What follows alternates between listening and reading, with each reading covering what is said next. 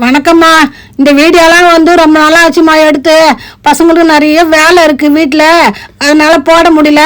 இப்போதான் கொஞ்ச நாளா எடிட்டிங் பண்ணி வச்சிருந்து போடுறாங்க. இந்த வீடியோ புரட்டாசி 3ஆம் சனிக்கிழமை எடுத்த வீடியோ. 5 விதம் சாதம் பண்ணி பெருமாள் முகத்தை வரைஞ்சி சாமி கும்பிட்டோம். கூடவே வடை பாயசம் பண்ணி தழுவு போட்டோம். என் சின்ன பொண்ணு 5 வித சாப்பாட்டையும் செய்து முடிச்சுட்டேன்.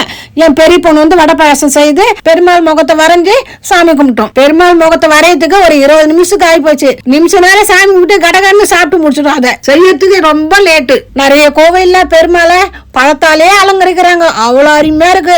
அவங்க வரையறது எவ்வளவு கஷ்டம் பாரு அவங்களுக்கு. நடு வீட்டுல சங்கு சக்கரம் நாமம் போட்டு அது 3 கற்பூரம் வச்சிருவோம். அதுக்கப்புறம் இலையாண்ட 5 கற்பூரம் வைப்போம்.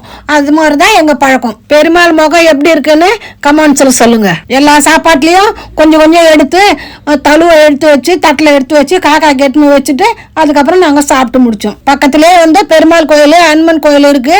சாயந்தரம் போய் கோயிலுக்கு போயிட்டு வந்தோம். அலங்காரம் நிறைய நல்லா செய்து வச்சிருந்தாங்க. திருப்பதியில பெருமாளை பாக்குற மாதிரியே இருந்தது. இங்கேயும் சாமி கும்பிட்டு பிரசாதம் கொடுத்தாங்க. அங்கேயே சாப்பிட்டு வந்துட்டோம்.